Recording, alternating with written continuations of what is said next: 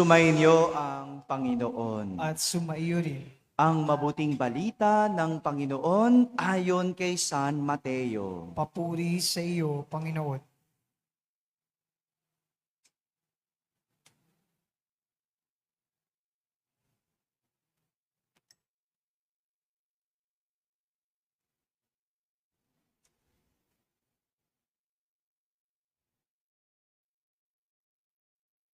Noong panahong iyon, ang 11 alagad ay nagpunta sa Galilea, sa bundok na itinuro sa kanila ni Jesus.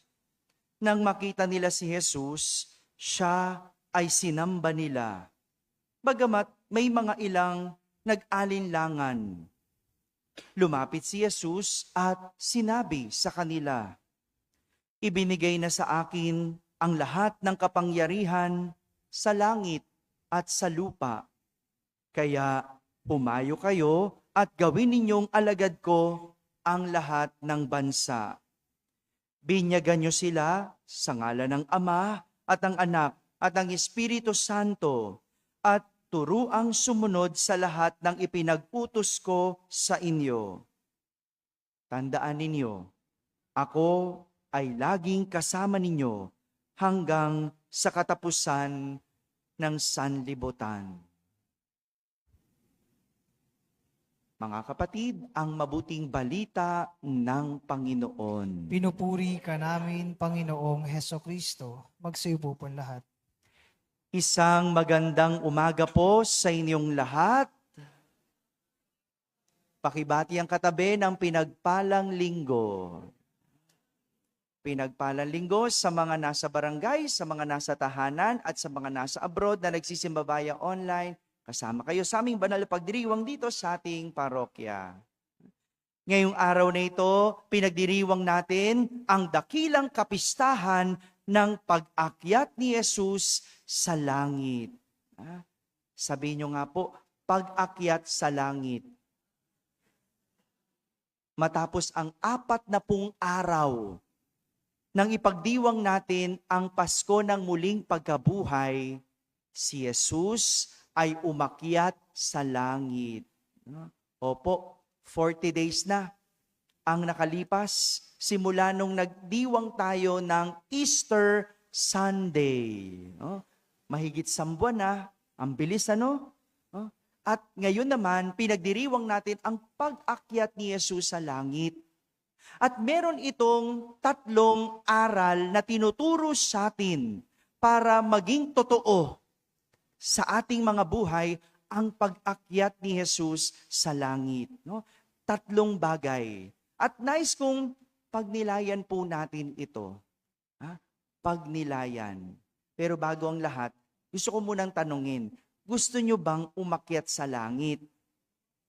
Kasi tatagalan ko homily kung gusto nyo talaga na napagdalawang isip, Bakit? Hihimayin ko sa inyo eh. 'Di ba? Kung gusto nyo to, kailangan maunawaan ninyo. Maunawaan natin. Pero kung ayaw nyo, ay tapos ng homily. Ayaw nyo naman eh. Ano pang sasabihin ko? Hindi ba? 3. Pagnilayan natin ito. Una, sa ating unang pagbasa, ikinuwento ang naganap bago ang pag-akyat sa langit ni Jesus. Bago siya umakyat, ito ang kwento. Sa isang aklat, binalikan lahat ang mga mabubuting ginawa ni Jesus simula nung una hanggang sa kanyang pagpapaalam sa kanyang mga alagad. Binalikan at binasa sa pamamagitan ng isang aklat ang lahat ng kabutihan, lahat ng magagandang bagay na nagawa ni Jesus. Sa makabagong panahon, sa panahon natin ngayon, ano ang tawag sa aklat na ganito? Yung nakasulat lahat ng magagandang ginawa ng tao, lahat ng mabubuti. Diary? Okay, yung diary minsan nilalagay nyo doon yung mga mga sikreto eh, 'di ba? Ano yung aklat na tawag na ganun? Talambuhay or biography. Di ba? Di ba po? Di ba? Biography. Doon nakasulat yung magagandang ginawa ninyo. Saan kayo pinanganak at yung buhay ng isang tao. Di ba? Yung kanyang mga pinaglaban, yung kanyang mga pinanindigan, doon nasusulat. Yeah, hindi naman lahat ng tao may biography. Hindi po ba? No? Kadalasan ang mga may biography ay yung mga may sinabi. No? Bakit ba sila may sinabi? Kasi meron silang nagawa. No? Kung wala ka naman nagawa, anong susulat sa libro? Hello? Kung wala kang nagawa, anong isusulat sa libro? O, di wala, di ba? Anong susulat dyan, di ba? Wala ka nagawa eh. Pero yung mga may sinabi, kasi merong nagawa. Di po ba? At yan yung nangyari, binasa. Lahat ng magaganda, lahat ng mabubuting ginawa ni Jesus. At habang nagpapaalam si Jesus, unti-unti siyang umakyat sa langit at naiwang nakatingala ang kanyang mga alagad. Sa panahon natin ngayon, kapag sinasabi ang mga nagawang bagay, nasasabi ang mabubuting bagay, no? Hindi ba? Ito yung panahon na ang tao ay lilisan sa mundo. Tama ba yon? Anong tawag natin doon? Ha? Yung kapag sinasabi na yung magaganda mong ginawa, no? Ano tawag? Eulogy, di ba? Naka-attend na ba kayo ng eulogy? Ha? Naka-attend na ba kayo ng lamay o patay? Naka-attend na ba kayo? May eulogy ba? Wala, Father. Ang meron, sugal. Ayun. Ha? Bakit wala nang eulogy yung iba? May nagawa ba? Ayun. Yun ang problema. No? Wala namang sasabihin kasi, Father, di ba? Kaya wala nang eulogy. Ano meron? Sakla. Ano meron? Sugal. Yan ang meron. Ano ba yan? No? Di ba? At maganda, no? Magandang pagnilayan natin. Tignan natin. Pag tayo ba'y umalis sa mundong ito, meron bang masasabi sa atin? Hello? Si Jesus, umakyat sa langit. At bago siya umakyat, bago niya nilisan ang mundo, marami ang nasabi tungkol sa kanya. Tiningala siya kasi marami siyang nagawang mabuti at magaganda. Tayo kaya, pag alis natin sa mundo, anong masasabi sa atin? Hay, salamat, wala na siya. Yun ba yun? Ha? Kaya maganda, ngayon pa lang, mag-ipon ka na ng magagandang ginawa. No, sa edad mo ngayon, dapat marami-rami na yan. 'Di ba? Kung kaunti pa, humabol ka. No? Baka sabihin na lang sa'yo, ay, salamat, wala na siya. Yun. Yun ang malungkot. At hindi po ba, ang mga tinitingala natin, yung may mga nagawang maganda, yung may nagawang mabuti. Tama po ba? Totoo ba yun? Bakit yung mga tinitingala ng iba, yung wala namang nagawa, yung naging pabigat sa bayan, naging pasakit ng bayan, bakit yun ang tinitingala? Hello? Sa eskwelahan, ang iniaakyat sa entablado, ang tinitingnan natin na nasa entablado, sino? Yung may honor. Ano yung may mga honor? Yung may nagawa. Anong nagawa? Magaling at mabuti. Hindi lang magaling, ha? Hindi lang magaling. Kasi kasama ang conduct. Hindi po ba, ma'am? 'Di ba? Hindi pwedeng matalino ka lang tapos magnanakaw ka. Tama ba, ma'am? Iaakyat ka ba sa entablado? Hindi. Kahit anong galing mo, kahit mas magaling ka pa sa teacher, kung ang conduct mo ay bagsak, hindi ka aakyat sa entablado. Tama? Kasama yun eh. Kasama yung galing at buti. Hindi pwedeng, ang talino, pero talkative. Hindi pwede. Ang galing, pero sa labas, nananapak, nangaaway. Hindi pwede. Hindi ka iaakyat sa entablado. Hindi ka titingalain. Tama ba? Pero bakit sa labas ng eskwelahan, sa totoong mundo, ang iniaakyat natin ay yung wala namang nagawa? Hello? Yan, ganyan tayo no? 'Di ba? Nananahimik. Kasi Father, hindi naman kami nag-aral, kaya hindi namin alam yan, hindi namin natutunan sa eskwelahan, no? Pero hindi mo kailangan mag-aral. Hindi mo kailangan makatungtong ng eskwelahan para malaman mo na ang iniaakyat, ang tinitingala ay ang mga mabubuti. Nakakalungkot Ang nasusuportahan ngayon, ang tinitingala at ang niluluklok ay yung masasama. Wala namang nagawa. Bakit? Kasi ang mga tumitingala, wala rin namang alam. Hello? Gigil na gigil si Father, no? Oo. Kasi bakit ganun? Kaya magandang tignan natin yung uri ng values na pinahahalagahan natin. At yan ay refleksyon natin. Nakakahiya. Ganun ba ang tinatanghal? Ganun ba ang tinitingala natin? Hello? Ganito tiningala si Jesus. Inalala ang kanyang mabubuting gawa. Take note, yung kanyang mabubuting gawa. Hindi dahil sa pangalan niya. Hindi dahil sa titulo niya. Tiningala si Jesus dahil binasa lahat ng magaganda at mabubuti niyang ginawa. At di ba yun ang ating tinitingala? Yung mga mabubuti, mapagmahal, maunawain, malasakit, yan yun Di ba? Sino yung ating tinitingala sa mundong ito? Hello? Mga artista. Ayan tayo no? Ang galing lang umarte, binoto mo na. Ba't ganun? Hindi ganun. Oo, pwede siyang tingalain sa entablado ng mga artista. Awards night, pwede. No? Pero, hindi pwede sa ibang larangan hanggat wala pang nagagawa. Take note, ang ganda, binasa yung mabubuting gawa bago tiningala si Jesus. At ganyan din dapat tayo.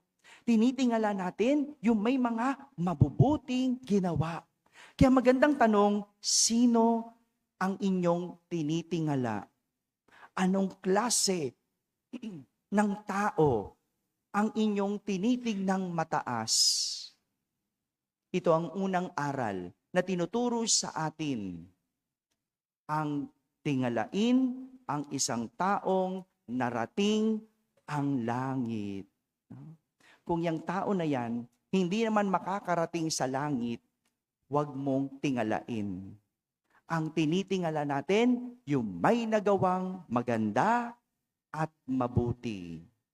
Pangalawa pa lang, ang haba na, no? Tama na, Father. Hindi, pangalawa, sabi nyo, gusto nyo Pangalawa, no? Sa ating ikalawang pagbasa, pinapaalala sa atin ni San Pablo ang pagtatagumpay ni Jesus laban sa kasalanan at kamatayan. Siya yung naluklok sa kanan ng Ama sa kaharian sa langit, yung nagtagumpay sa kasalanan at kamatayan. Take note, nilabanan ang kasalanan, hindi sinusuportahan. Hindi tinatago at mas lalong hindi tinatakasan. Hello? Alam nyo nang ibig kong sabihin? Totoo nga na ang pag-iwas sa kasalanan at pagtatagumpay sa anumang nakamamatay ng kaluluwa ay maghahatid sa tao sa langit. Kaya hindi sapat ang gumagawa ka ng mabuti para mapunta sa langit. Hindi doon natatapos. Dahil dapat iniiwasan ang kasalanan. Iniiwasan ang kasamaan. Parang si Jesus, di ba si Jesus tinukso? Naalala nyo? Ilang beses tinukso si Jesus? 3. Tinukso siya, pero nilabanan ni Jesus ang tukso. Kaya hindi ibig sabihin, gumawa ka ng mabuti, pupunta ka na sa langit. Dapat iniiwasan ang kasalanan. Dahil ang pagkampi sa makasalanan ay pagkonsinti sa kasalanan. Ulitin ko, ang pagkampi sa makasalanan ay pagkonsinti sa kasalanan. At kailanman hindi ito mapapalitan ng basta lang na kabutihan. Hindi ibig sabihin na nagdo-donate ka, absuelto ka na sa pangnanakaw mo. Hello? Di ba maraming ganyan, no? Nangurakot, no? Pero pagdating sa simbahan, magdo-donate ng malaki.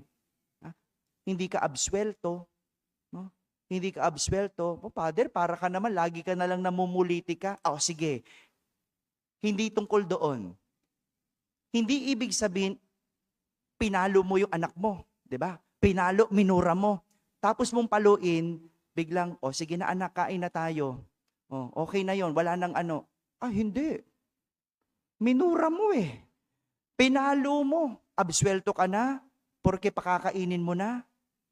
Hello? Maraming ganyang mga nanay, di ba? Pagkatapos paluin, sige na, tahan na, kain na tayo. Wala na yon. Hindi wala na yon. Hindi ka absuelto. Kaya hindi sapat gumawa ka ng mabuti, dapat iwasan ang kasalanan. At kailanman hindi makapupunta sa langit ang gumagawa lang ng mabuti. Dapat hindi kampi sa kasalanan at kasamaan. Ito ang ikalawang aral. Ang nakaaakyat sa langit ay ang hindi lang gumagawa ng kabutihan, kundi pati ang umiiwas sa kasalanan. At ang sumusuporta sa masama, sumusuporta sa kasalanan. Huwag mong konsintihin. Ilabas nyo yan. Ayan na naman, no? Di ba? Napapunta talaga ako doon Sorry na, no? Talaga no? Okay, number 3, panghuli. Sa ating ebanghelyo, tinuturuan tayo na ang nagnanais makaakyat sa langit ay may kaakibat na misyon. Ang nagnanais makapunta sa langit, may kaakibat na misyon. At ang misyong ito ay ang ituro sa tao at sundin ng tao ang utos ng Diyos. Ganito ang nangyari nang pumunta ang 11 alagad ni Jesus sa isang bundok. Bago umakyat si Jesus sa langit, ibinilin sa kanila na humayo sila at gawing alagad ang lahat ng bansa. Para sa mga alagad ni Jesus, ang langit ay hindi lang destinasyon. Di ba tayo gusto natin makarating ng langit? Hindi yan destinasyon, hindi yan parang Baguio na gusto mong marating. Hindi yan parang abroad na gusto mong makapunta. Kundi ang langit ay isang misyon. Kung gusto mong marating ang langit, gawin mo itong misyon. Ano ibig sabihin? Isa sa buhay mo. Parang pagpunta sa abroad, di ba? Hindi lang yan ginugusto. Meron kang misyong gawin. Ano yung gagawin mo? Mag-iipon ako. Magtitipid ako. May sakripisyong kasama yan. Di ba? Kasi hindi ka makaka-abroad kung hindi ka nagtipid, hindi ka nag-ipon. Tama? At parang ganyan ang langit. Hindi ka makakarating ng langit kung wala kang inipon. Wala kang tiniis. Wala kang ginawang mabuti at maganda. Mga kapatid, 3 aral ang tinuturo sa atin para tulad ni Jesus, tayo rin ay makaakyat ng langit. Una, Mataas ang tingin sa mga nagsusumikap na makaabot sa langit. Pangalawa, nakakaakyat sa langit, hindi lang ang gumagawa ng kabutihan, pati na din ang umiiwas sa kasalanan. At pangatlo, ang pagnanais na makaakyat sa langit ay may kaakibat na misyon. Misyon. Ang ipangaral, ang utos ng Diyos sa lahat. Ngayong nalaman na natin ang tatlong aral, isa na lang ang dapat nating gawin. Ang isabuhay at makita sa ating buhay. At tayo rin, harinawa, gaya ni Jesus, makakaakyat sa langit. Amen? Amen.